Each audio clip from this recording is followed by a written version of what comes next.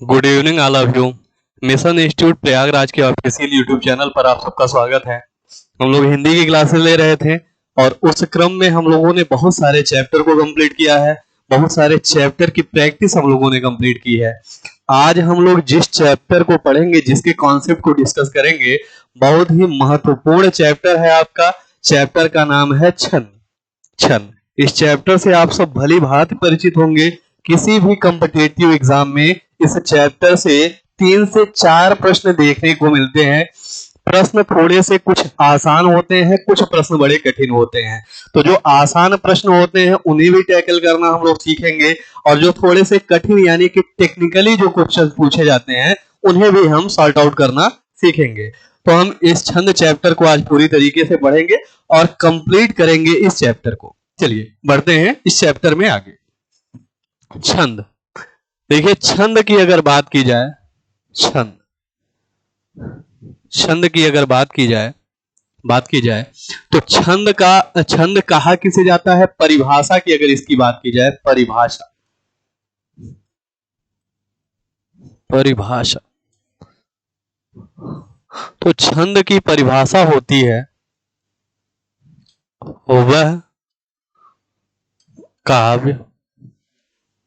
वह काव्य अथवा पद्यांश जिसमें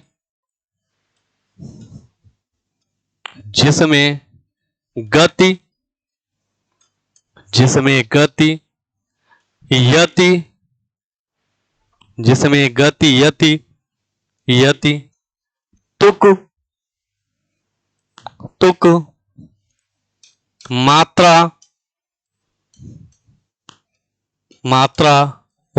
मात्रा, वर्ण, गण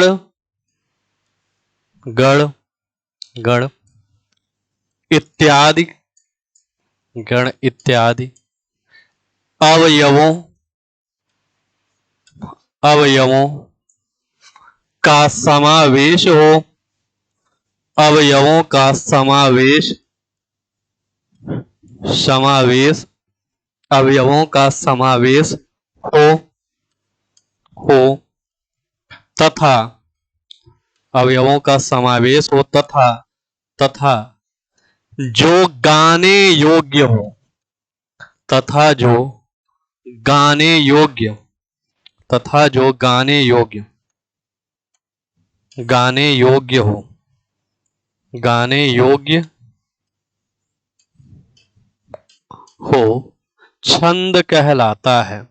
गाने योग्य हो, छंद कहलाता है।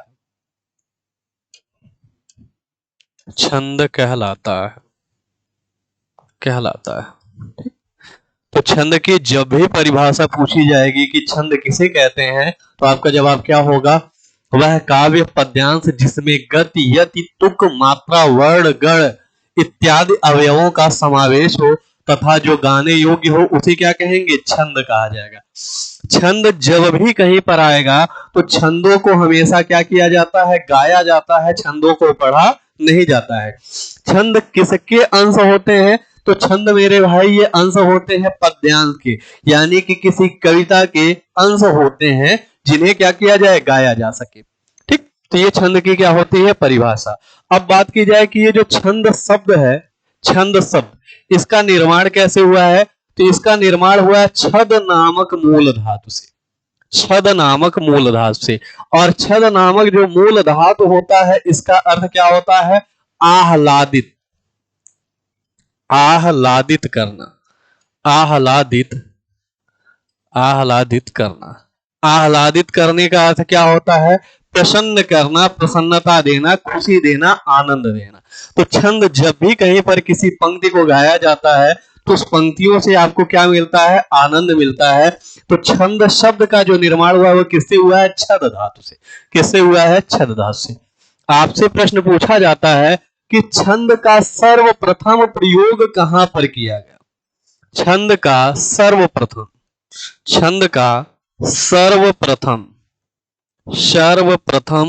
प्रयोग कहां पर किया गया? सर्वप्रथम प्रयोग कहां पर किया गया? तो छंद का जो सर्वप्रथम प्रयोग हुआ है वो कहां पर हुआ है? तो ऋग्वेद में किया गया है। कहां पर किया गया है? ऋग्वेद में किया गया है। ऋग्वेद में किया गया है। छंद का सर्वप्रथम प्रयोग कहां पर किया गया है? ऋग्वेद में किया गया है। ऋग्वेद में कहां पर किया गया है? ऋग्वेद में किया गया है। ठीक, पूछा जाएगा कि छंद के बारे में किसने बताया है? तो छंद के बारे में एक ऋषि थे जिन्होंने एक पुस्तक की रचना की। उस पुस्तक का नाम क्या है? छंद शास्त्र। तो छंद शास्त्र नामक पुस्तक, छंद शास्त्र नामक पुस्तक छंद शास्त्र नामक पुस्तक में पिंगल ऋषि, छंद शास्त्र नामक पुस्तक में पिंगल ऋषि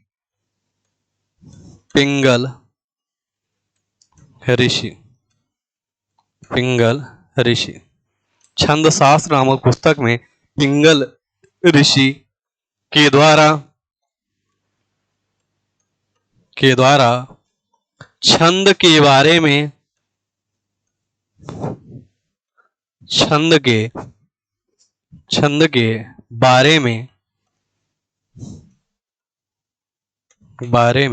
बताया गया है। छंद के बारे में बताया गया है। छंद के बारे में बताया गया है। अब देखिए यहां से क्वेश्चन क्या क्या बनता है। सबसे पहला फैक्ट वाला क्वेश्चन बनेगा कि सर्वप्रथम छंद का प्रयोग कहां पर किया गया? तो आपका जवाब क्या हो जाएगा? ऋग्वेद। आपका जवाब क्या हो जाएगा? ऋग्वेद में सबसे पहले किसका प्रयोग किया गया? छंद का। ऋग्वेद की जो ऋचाएं होती हैं, जो मंत्र होते हैं, उन मंत्रों को क्या किया जाता है? गाया जाता है। और कहीं पर भी अगर गायन का बोध होगा, वहां पर वो गाने वाली जिन पंक्तियों को गाया जाएगा उन्हीं पंक्तियों को क्या कहा जाएगा? छंद।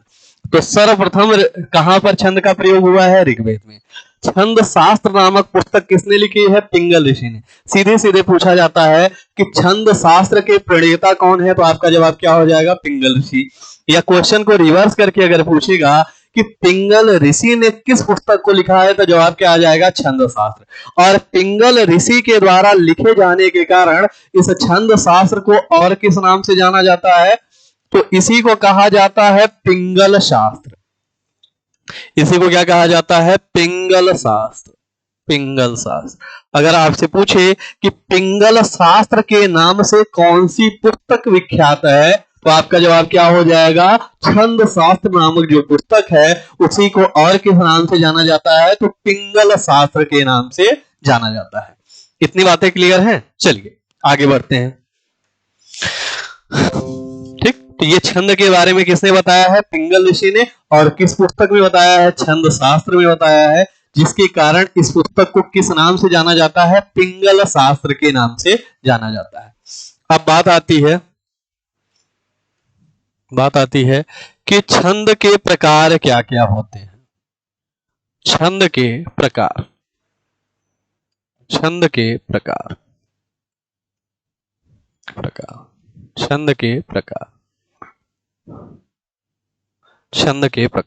तो देखिए, छंद के अगर हम प्रकार की बात करें तो छंद के जब भी प्रकार की बात की जाएगी तो छंद के टोटल कितने प्रकार बताए गए हैं? 3 प्रकार बताए गए हैं।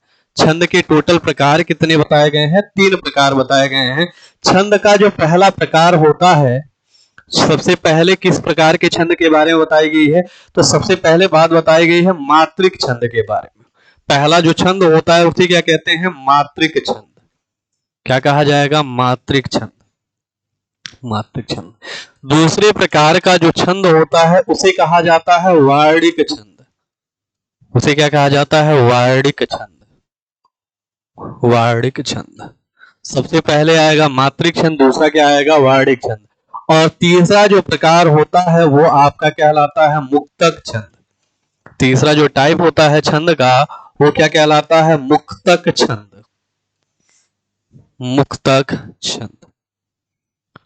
तीसरा जो प्रकार होता है वो क्या कहलाता है? मुक्तक छंद।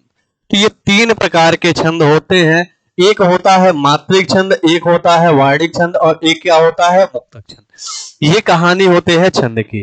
जब भी आपसे पूछेगा कि छंद के टोटल कितने प्रकार होते हैं तो आपका एकमात्र जवाब आना चाहिए, वो जवाब क्या हो जाएगा? 3 प्रकार। कितने प्रकार होते हैं? 3 प्रकार। कौन कौन से? तो मात्रिक, वार्णिक और मुक्तक।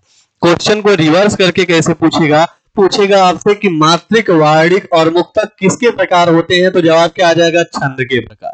किसके प्रकार होते हैं? छंद के प्रकार। अब जरा समझिएगा कि मात्रिक छंद किसे कहेंगे। सारी चीजें हम लोग डायग्राम के माध्यम से समझेंगे। बहुत ही कायदे से इस डायग्राम को बनाइएगा और चीजों को समझने का प्रयास करिएगा। ठीक, चलिए सबसे पहले अगर बात की जाए कि मात्रिक छंद किसे कहते हैं, तो मात्रिक छंद की परिभाषा क्या होगी? मात्राओं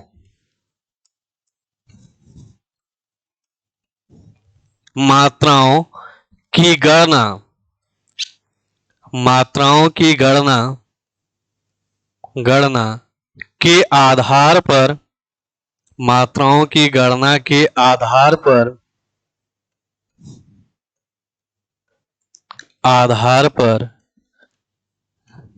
जिन छंदों की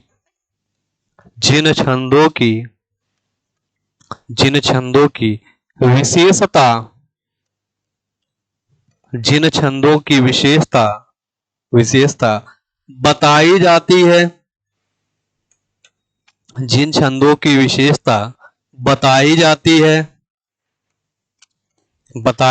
है मात्रिक छंद कहलाते हैं। मात्रिक छंद कहलाते हैं।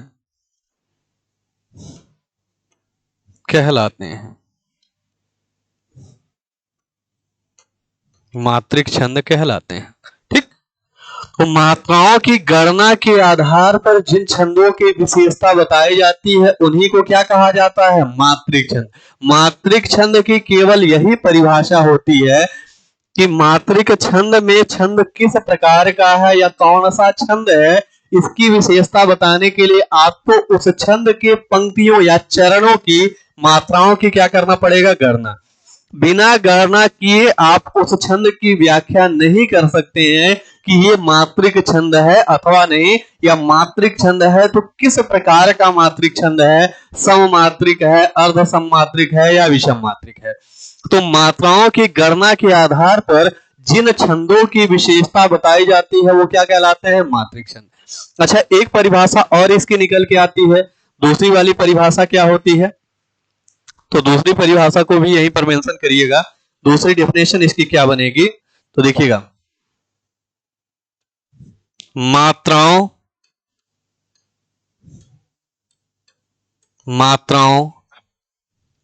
की गणना, मात्राओं की गणना अर्थात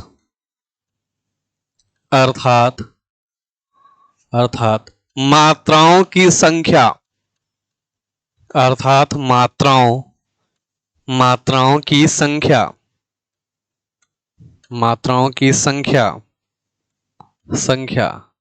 के नियम से, मात्राओं की संख्या के नियम से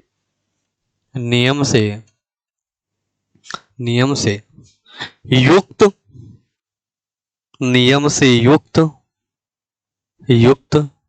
छंद मात्रिक छंद कहलाते हैं। नियम से युक्त छंद मात्रिक छंद कहलाते हैं। मात्रिक छंद कहलाते हैं। ठीक, तो अगर आपसे पूछे कि मात्राओं की गणना का नियम किस छंद में प्रयुक्त होता है या मात्राओं की गणना के नियम से कौन से छंद बंधे होते हैं, तो आपका जवाब क्या हो जाएगा? मात्रिक छंद। मात्रिक छंद में हमेशा हम किसकी गणना करते हैं? मात्राओं की गणना, कि किस चरण में पर्टिकुलर कितनी मात्राएं हैं, ये गणना हम कहां पे करते हैं? मात्रिक छंद में। ये कहानी होती है किसकी? मात्रिक छंद की। क्लियर है बात? ये पूरी की पूरी जो कहानी होती है वो किसकी होती है? मात्रिक छंद की। स्क्रीनशॉट ले लीजिएगा बड़े ही आराम से और बहुत ही कायदे से चीजों को मेंशन करिएगा। चलिए, ये कहानी किसकी होती है? मात्रिक छंद की। अब जरा हम आगे बढ़ते हैं और थोड़ा सा एक्सप्लेन करेंगे हम अगले छंद को। अगला जो हमारा छंद है वो कौन सा छंद है? अगले छंद को एक्सप्लेन करेंगे। वो हमारा छंद कौन सा है? तो वार्णिक छंद।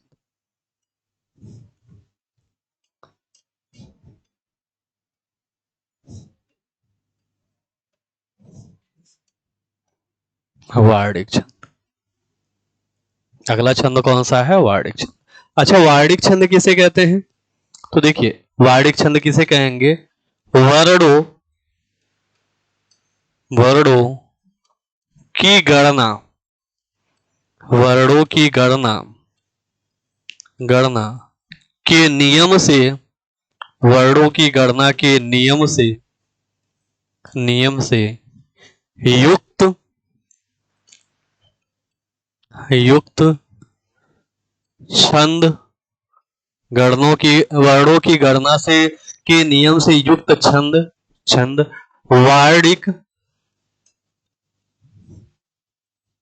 वार्णिक छंद कहलाते हैं।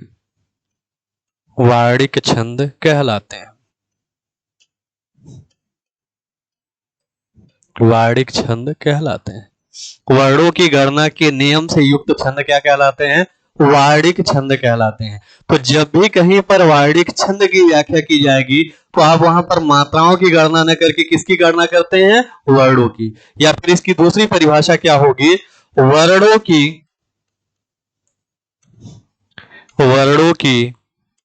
गणना, वर्णों की गणना के आधार पर, वर्णों की गणना के आधार पर जिस छंद या जिन छंदों, वर्णों की गणना के आधार पर जिन छंदों की विशेषता, जिन छंदों की विशेषता जिन छंदों की विशेषता बताई जाती है, जिन छंदों की विशेषता बताई जाती है वार्णिक छंद कहलाते हैं। वार्णिक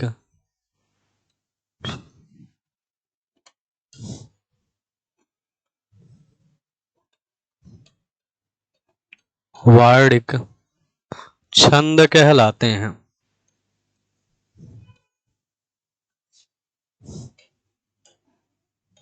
वार्णिक छंद कहलाते हैं।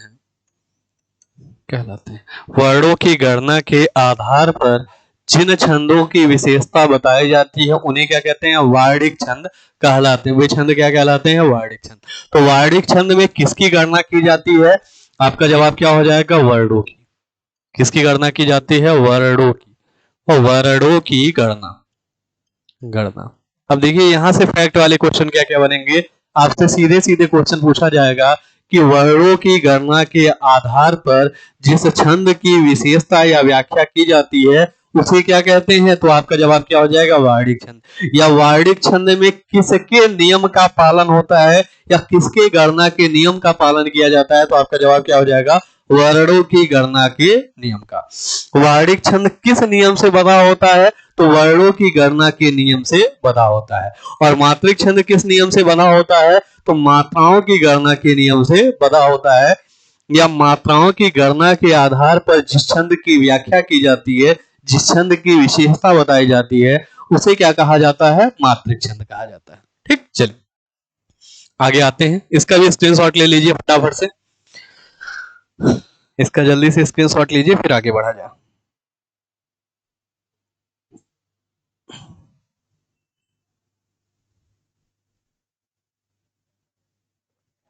चलिए अगले पेज पे आइए।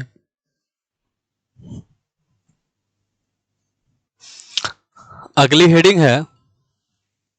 हेडिंग है मुक्तक छंद।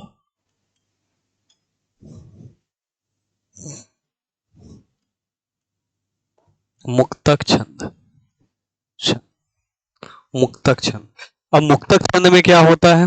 तो मुक्तक छंद की परिभाषा क्या होती है? वर्णों तथा मात्राओं, वर्णों तथा वर्णों तथा मात्राओं दोनों की गणना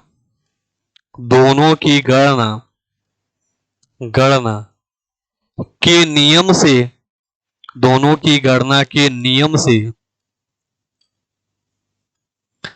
से मुक्त छंद, दोनों की गणना के नियम से मुक्त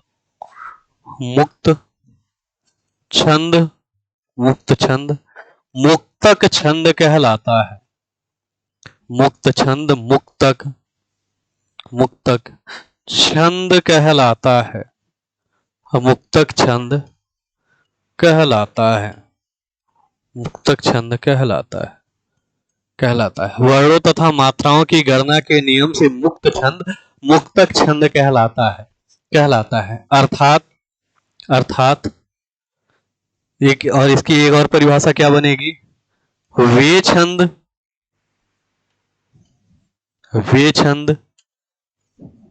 जिनमें वर्णों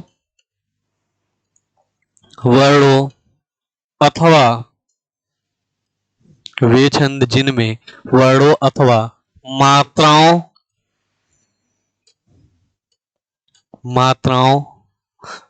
की गणना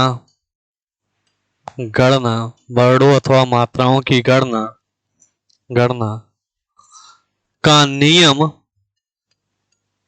का नियम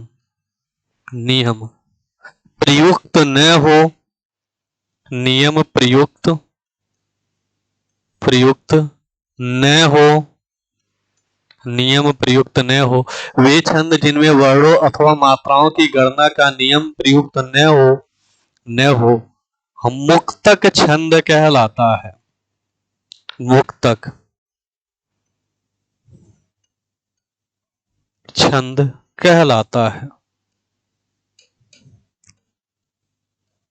मुक्तक छंद कहलाता है। तो देखिए 3 प्रकार के ये छंद होते हैं आपके मात्रिक छंद के केवल 3 प्रकार होते हैं। कौन कौन से 3 प्रकार होते हैं?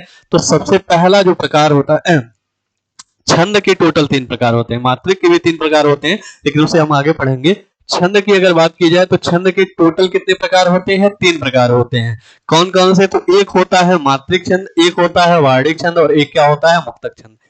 मात्रिक छंद में क्या होता है? तो मात्रिक छंद में किसी भी छंद के मात्राओं की गणना के आधार पर जब उस छंद की व्याख्या की जाती है या उसकी विशेषता मात्राओं की गणना के आधार पर बताई जाती है, वहां पर जो छंद प्रयुक्त होता है उसे क्या कहा जाता है? मात्रिक छंद। जब भी छंद में मात्राओं की गणना की जाएगी और गणना करने के आधार पर उसकी विशेषता बताई जाएगी, वो छंद क्या कहलाएगा? मात्रिक छंद। ठीक, ये मात्रिक छंद की कहानी होती है। वार्णिक छंद क्या होगा? जब मात्राओं की गणना न करके, मात्राओं की गणना पे हम ध्यान न दें, केवल और केवल वर्णों की गणना के आधार पे जब हम छंद की व्याख्या करते हैं, वहां पर जो छंद प्रयुक्त होता है या वहां पर जो छंद लिखा गया होता है उसे क्या कहा जाता है? वार्णिक छंद। वो छंद अपने आप में क्या कहलाता है? वार्णिक छंद। वर्णों की गणना के आधार पर जिस छंद की विशेषता बताई जाती है या वर्णों की गणना के आधार पर जिस छंद की व्याख्या की जाती है उसे क्या कहा जाता है? वार्णिक छंद। वो अपने आप में क्या कहलाता है? वार्णिक छंद। वहां पर मात्राओं की गणना का हमें ध्यान देने की आवश्यकता नहीं होती है। ठीक, और ये तीसरा जो छंद होता है जिसे हम क्या कहते हैं? मुक्तक छंद। तो मुक्तक छंद वह छंद है जिसमें न तो हम मात्राओं की गणना का ध्यान देते हैं और न ही वर्णों की, यानी कि मात्राओं और वर्णों दोनों की गणना के नियम से मुक्त जो छंद होता है, देखिए इसका नाम भी क्या है? मुक्तक छंद। तो मात्राओं और वर्णों की गणना के नियम से मुक्त छंद को क्या कहा जाता है? मुक्तक छंद। वही छंद आपका क्या कहलाता है? मुक्तक छंद। मुक्तक छंद की बस इतनी सी कहानी होती है कि इसमें न तो हम वर्णों की गणना करते हैं और न ही मात्राओं की गणना। अब मुक्तक छंद में आते कौन कौन से छंद हैं? तो जैसे देखिए आपके आधुनिक जो कवि हैं, वर्तमान समय के जो भी कवि हैं, वो जो अपनी रचनाएं लिखते हैं और उनका जो गायन करते हैं वो किस छंद के अंतर्गत आता है? मुक्तक छंद। जैसे आप लोगों ने सुना होगा कुमार विश्वास जी को गाते हुए, तो उनकी जो रचनाएं है वो किस प्रकार के छंद में आती है? मुक्तक छंद में। कोई दीवाना कहता है, कोई पागल समझता है, इस प्रकार की जो रचनाएं है वो किस छंद के उदाहरण है? मुक्तक छंद।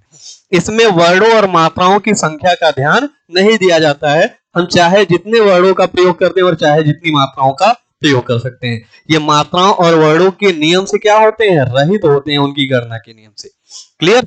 तो यही पूरी कहानी होती है किसकी? छंद की। और इसी के बारे में हमें बहुत डिटेल से पढ़ना है, चीजों को एक एक करके हम लोग पढ़ेंगे। तो आज हम लोगों ने छंद का बेसिक इंट्रोडक्शन जाना कि आखिर में छंद होता क्या है, छंद की क्या विशेषता है, छंद किसे कहेंगे, छंद की परिभाषा क्या है। तो सबसे पहले बात की जाए छंद की परिभाषा की, तो वह काव्य पद्यांश जिसमें गति, यति, तुक, मात्रा, वर्ण, गण इत्यादि अवयवों का समावेश हो तथा जो गाने योग्य है वो क्या कहलाएगा? छंद। अब यहाँ पे देखिए, यहाँ पे कुछ शब्द आए हैं, जैसे शब्द आया है गति। गति, तो गति का मतलब क्या होता है? किसी भी छंद को जब गाया जाएगा तो जिस लय में गाया जाएगा, जिस प्रवाह में गाया जाएगा, वही लय या प्रवाह छंद का क्या कहलाएगा? गति कहलाएगा। छंद के एक चरण की समाप्ति के बाद जो छंद में ठहरने का बोध होता है, जो ठहराव लिया जाता है, जो विराम लिया जाता है, उसी विराम को छंद में क्या कहा जाता है? यति कहा जाता है। उसी को क्या कहा जाता है? यति कहा जाता है। छंद के दो चरणों, दो पंक्तियों का जो काफिया मिलता है, अंतिम वर्णों में जो समानता मिलती है, उसी समानता को ही क्या कहा जाता है? तुक कहा जाता है। ठीक। और छंदों में प्रयुक्त शब्दों की जो मात्रा होती है उसे क्या कहा जाता है? उस छंद की मात्रा कहे जाते हैं। और वर्ण क्या होते हैं? तो छंदों के प्रत्येक पंक्ति में जिन वर्णों का प्रयोग किया जाता है उन्हें उस छंद का क्या कहते हैं? वर्ण कहते हैं। और तीन वर्णों के मेल से क्या बनता है? गण बनता है। गण कितने प्रकार के होते हैं? 8 प्रकार के होते हैं। ये सारी कहानी हम लोग आगे पढ़ेंगे। ये सब जो कुछ आपको दिख रहा है, गति हो गया, यति हो गया, तुक, मात्रा, वर्ण और गण, ये सब किस में आते हैं? तो छंद के अंग में आते हैं। ये सब किस में आएंगे? छंद के अंग में। छंद की क्वालिटी क्या होनी चाहिए? गाने योग्य होना चाहिए। कभी भी छंद को पढ़ा नहीं जाता है, छंद को हमेशा क्या किया जाता है? गाया जाता है। और कुछ भी अगर आप गाएंगे तो आपको गति यानी कि लय की आवश्यकता पड़ेगी, आपको तुक यानी कि तुकबंदी की आवश्यकता पड़ेगी। तो ये सब किसके अंग होते हैं? छंद के अंग होते हैं। छंद का सर्वप्रथम प्रयोग कहां पर मिलता है? तो ऋग्वेद में मिलता है। ऋग्वेद की जो ऋचाएं हैं उन्हें गाया जाता है। और वो किस श्रेणी में आती है? तो छंद की श्रेणी में आती है। ठीक।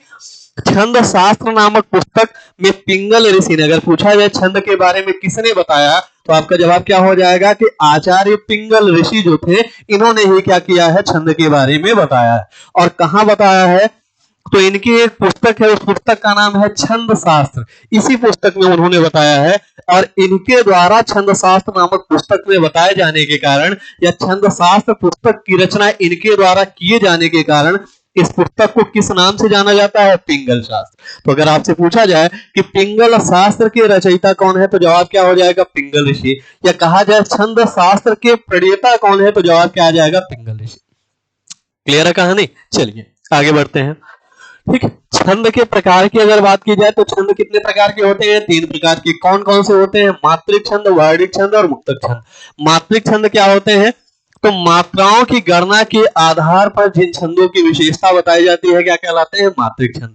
मात्राओं की गणना अर्थात मात्राओं की संख्या के नियम से युक्त छंद क्या कहलाते हैं? मात्रिक छंद। मात्राओं की गणना आप करेंगे और वो उस नियम से क्या होंगे? बने होंगे। जैसे अगर कहा जाए कि 2 रोल आपका, कहा जाए जैसे चौपाई, चौपाई ये क्या है? छंद है। तो कहा जाए चौपाई छंद की क्या विशेषता है, तो आप क्या कहेंगे कि चौपाई एक सममात्रिक छंद है जिसके प्रत्येक चरण में समान मात्राएं होती है। और कितनी कितनी मात्राएं होती हैं? तो 16 मात्राएं होती हैं। अगर 16 से अधिक या कम मात्रा हो गई किसी चरण में, तो वहां पर उस छंद को हम चौपाई नहीं कहेंगे। क्यों? क्योंकि वह एक मात्रिक छंद है। और मात्रिक छंद क्या होता है? मात्राओं की गणना के नियम से बंधा होता है। ठीक।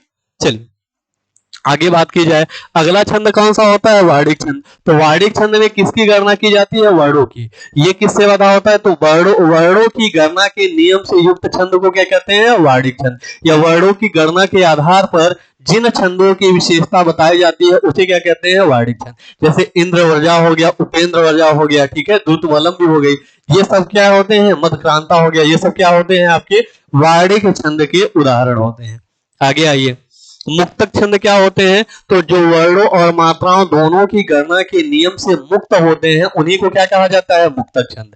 जो ये छंद जिनमें वर्णों अथवा मात्राओं की गणना के नियम का प्रयुक्त न हो उन्हें क्या कहेंगे, मुक्तक छंद कहेंगे। तो मुक्तक छंद में न तो आप वर्णों के गणना के नियम को फॉलो करते हैं और न ही मात्राओं की गणना के नियम को फॉलो करते हैं, वो छंद क्या कहलाएगा, आपका मुक्तक छंद। जब वर्णों की गणना के आधार पर छंद की विशेषता बताएंगे, वार्णिक छंद। मात्राओं की गणना के आधार पर छंद की विशेषता बताएंगे, मात्रिक छंद। और जब किसी भी गणना के आधार पर छंद की विशेषता नहीं बताई जाएगी, यानी कि छंद में न तो वर्णों की मात्रा की गणना की जाए, न ही मात्राओं की गणना, मात्राओं की संख्या की गणना की जाए, तो वहां पर जो छंद होगा उसी को क्या कहा जाएगा, मुक्तक छंद। ये हम लोगों ने छंद का बेसिक इंट्रोडक्शन हम लोगों ने सीखा है। इसके आगे हम लोग जानेंगे कि छंद में, मात्रिक छंद में कौन कौन से छंद आते हैं, वार्णिक में कौन कौन से आते हैं, मुक्तक में कौन कौन से आते हैं, छंद के अंग क्या क्या होते हैं, और छंद के मात्राओं की गणना कैसे की जाती है, वर्णों की गणना कैसे की जाती है। तो आगे की क्लास में हम वो सारी चीजें सीखेंगे कि मात्राओं की गणना कैसे करेंगे, वर्णों की गणना कैसे करेंगे। सबसे इंपॉर्टेंट पॉइंट होता है मात्राओं की गणना करना, ये बहुत ही आवश्यक होता है। बहुत सारे लोगों को इसमें कंफ्यूजन रहता है, बहुत सारे लोग इसमें सही गणना नहीं कर पाते। तो वो जो क्लास है अगली क्लास में हम लोग सीखेंगे, बहुत ही इंपॉर्टेंट क्लास होगी, आप सभी उसे देखिएगा। और मात्राओं की गणना करना हम बहुत ही बेहतरीन तरीके से सीखेंगे। उसके बाद, गणना सीखने के बाद आपको किसी भी छंद में मात्राओं की गणना में कोई भी समस्या नहीं होगी। ठीक, तो आज के लिए इतना ही, कल फिर मुलाकात होगी और हम कुछ नई बातों को जानेंगे। ठीक, बाकी पढ़ते रहिए, स्वस्थ रहिए, मस्त रहिए, बढ़िया से पढ़ाई करिए, रेगुलरिटी के साथ स्टडी करिए और अपने सिलेक्शन की दावेदारी को प्रबल करिए। जय हिंद, जय भारत। चैनल को सब्सक्राइब कर लीजिए, वीडियो को लाइक और शेयर कर दीजिए और अपनी सफलता के लिए मिशन इंस्टीट्यूट प्रयागराज के ऑफिशियल यूट्यूब चैनल पर विजिट करें। हमारे ऑफलाइन ऑनलाइन दोनों कोर्सेज में इनरोल होइए और अपनी सफलता को सुनिश्चित करिए। आज के लिए इतना ही, कल फिर मुलाकात होगी, तब तक के लिए जय हिंद, जय भारत।